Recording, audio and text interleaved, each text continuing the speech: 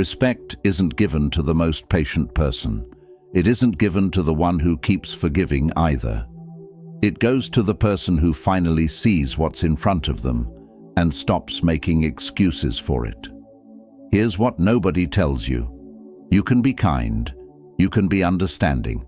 You can give someone every possible chance and still end up more confused, more drained, more empty than when you started. And the worst part, you'll spend that whole time thinking the problem is you. That's not an accident. That's by design. Carl Jung, one of the most important psychological minds who ever lived, spent decades studying why smart, caring people keep ending up in the same exhausting dynamic with the same type of person. And what he found wasn't comfortable. It wasn't flattering, but it was true. He wrote, "Until you make the unconscious conscious, it will direct your life and you will call it fate." Read that again slowly. You're not unlucky. You're not broken. You're running on patterns you didn't choose, patterns that were written into you long before you were old enough to question them. And toxic people, whether they know it consciously or not, are remarkably good at finding exactly those patterns and walking straight through them. This video is about closing that door.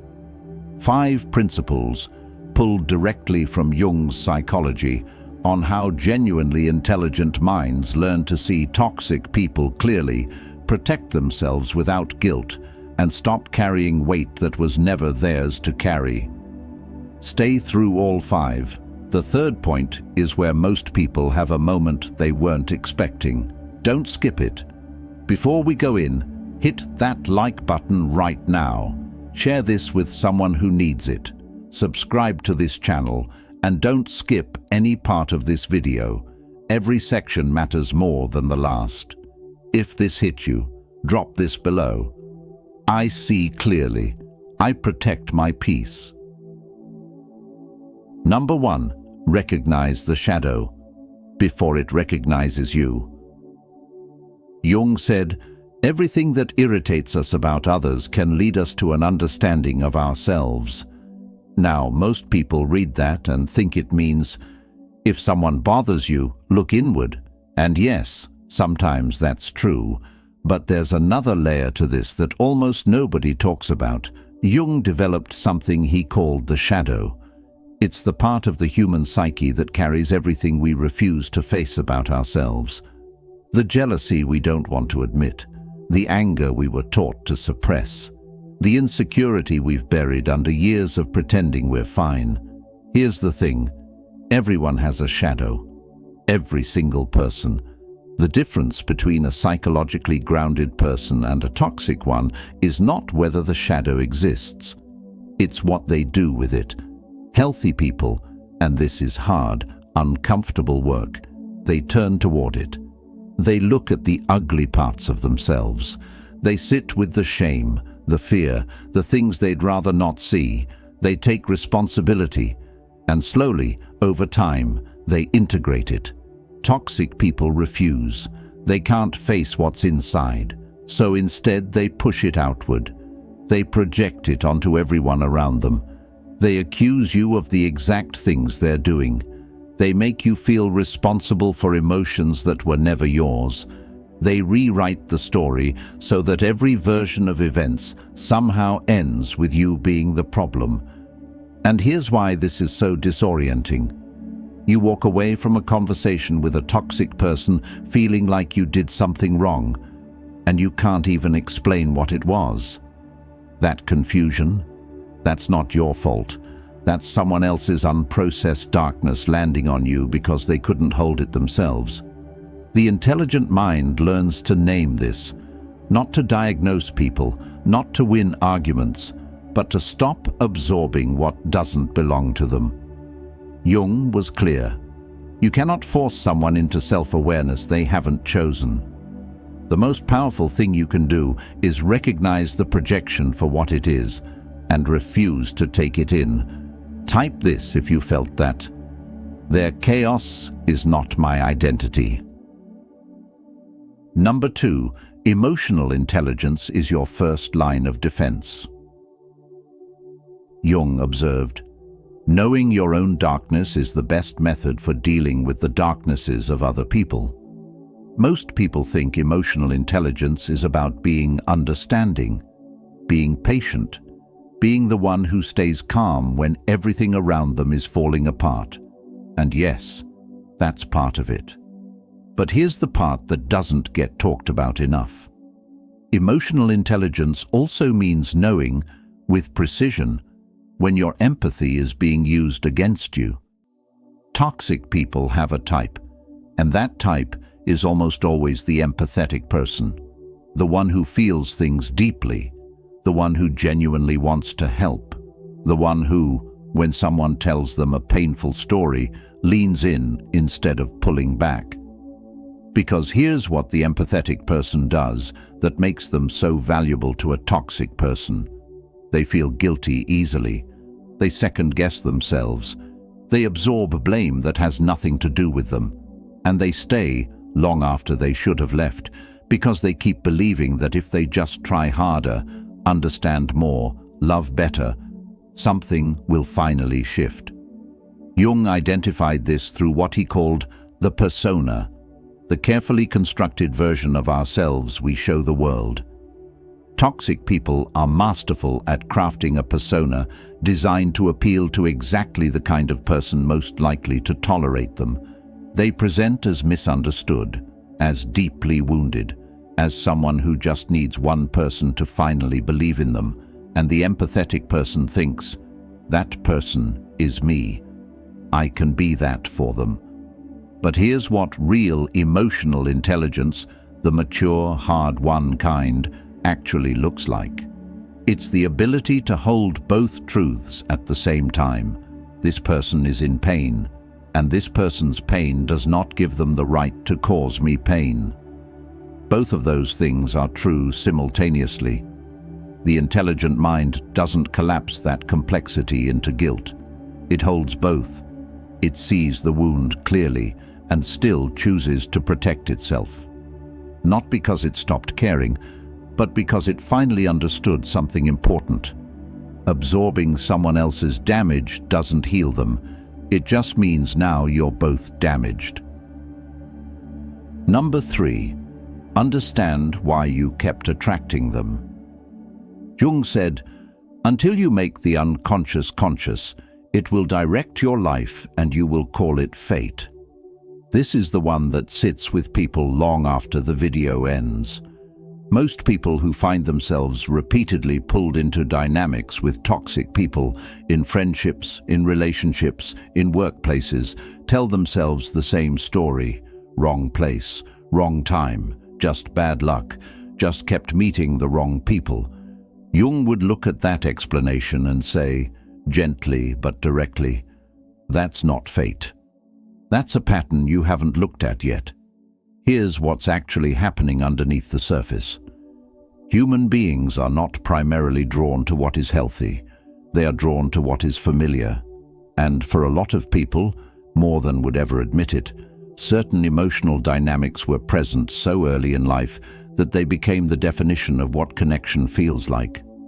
So when a toxic person arrives, with their intensity, their unpredictability, their push and pull, their moments of warmth followed by unexplained coldness, something in the unconscious doesn't register danger. It registers recognition. It feels like something known, something that, on a level below rational thought, feels like home. This is not weakness. It is not stupidity. It is an old wound operating in the dark, doing exactly what wounds do when they haven't been treated. They pull you toward the familiar ache, because at least the familiar ache is something you know how to survive. The work Jung talked about is not comfortable. It requires asking questions most people spend their entire lives carefully avoiding. What did I decide love was supposed to feel like? And when did I decide that? What parts of myself did I learn to hide to keep the peace? What did I tell myself I had to be in order to be chosen? Those answers, uncomfortable as they are the beginning of something real, The moment you see the pattern clearly is the moment it loses the power to keep directing you without your knowledge. And that moment, that specific moment of clarity, is exactly what the toxic person in your life never wanted you to reach. Number 4. Set boundaries without guilt or explanation. Jung told us, the meeting of two personalities is like the contact of two chemical substances. If there is any reaction, both are transformed. So the question worth sitting with is, what kind of transformation are you currently allowing? Most people understand boundaries in theory. They know the word, they've heard the concept, they've told themselves, next time will be different, next time I'll hold the line. And then next time arrives, and the toxic person pushes back with guilt, with anger, with that particular version of wounded disappointment they've perfected over years of practice. And the boundary dissolves, not because you forgot it, but because the pain of enforcing it felt worse in that moment than the pain of letting it go.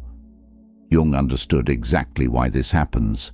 The need for approval, the fear of being seen as cold, uncaring, selfish, runs so deep in some people that it overrides everything else, including their own well-being, including what they know to be true. This is why just telling someone to set boundaries rarely changes anything. The boundary was never the real obstacle, the guilt was. So here's the reframe that actually changes something. A boundary is not a punishment, it is not a wall you build out of anger, it is not something you owe anyone an explanation for. It is simply a decision, quiet, firm, non-negotiable, about what you are willing to participate in and what you are not.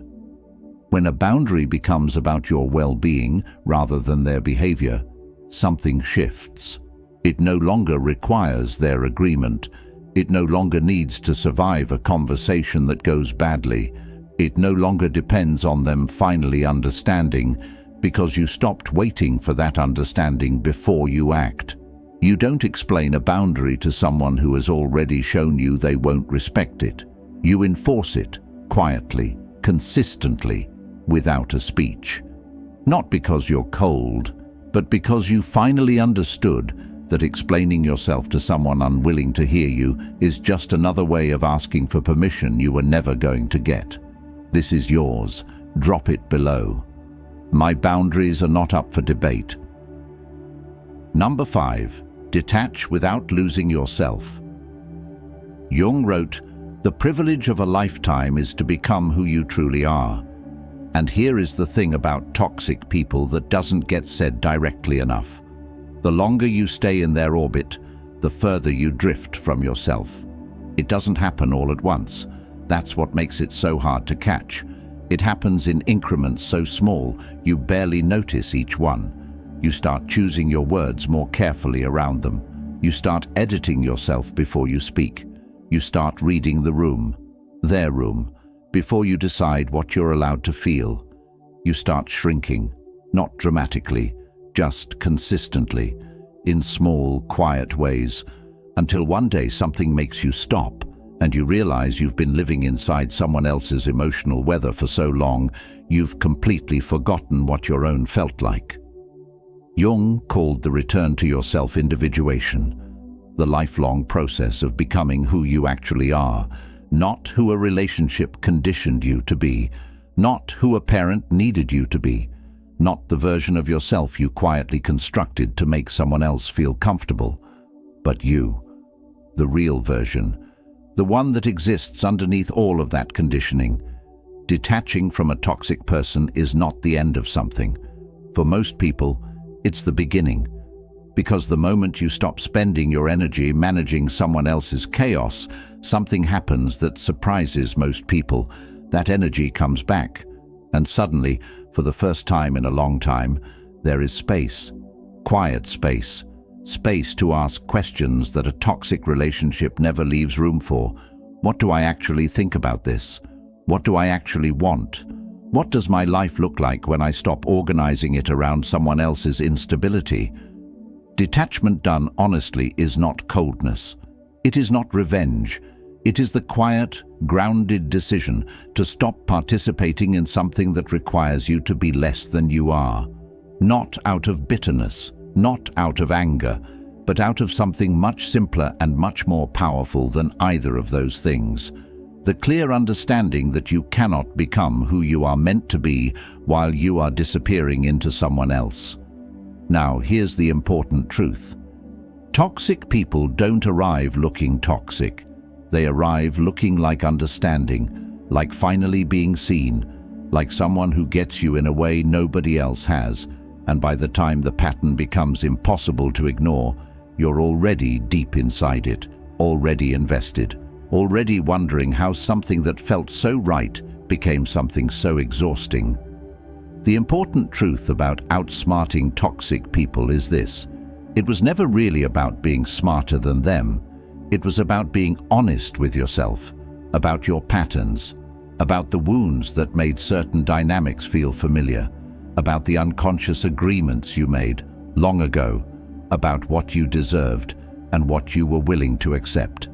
Carl Jung believed, with everything he had, that the most powerful transformation available to a human being is not external, it is internal. The slow, honest, sometimes brutal process of seeing yourself clearly and choosing, from that clarity, who you want to become. Toxic people cannot follow you into that work. They have no access to it. So recognize the shadow before it reaches you. Use your emotional intelligence to protect, not only to connect. Understand the patterns that kept drawing you back, hold boundaries that require no defense, and detach, not with bitterness, but with the quiet, unshakable certainty of someone who finally knows their own worth. Jung said it with just 8 words. Who looks outside dreams. Who looks inside awakes. It is time to wake up. Your challenge this week, one principle, just one. Take it into a real situation in your life right now and apply it. Then come back and tell me what shifted. Drop it in the comments. I read every single one. If this video moved something in you, like it, share it with someone who needs to hear this, and subscribe to this channel. Every week we go deeper into real psychology, real patterns, and what it actually takes to protect the life you're trying to build. Before you leave, drop this final one. I move with intention. I protect my peace. I choose myself. See you in the next one.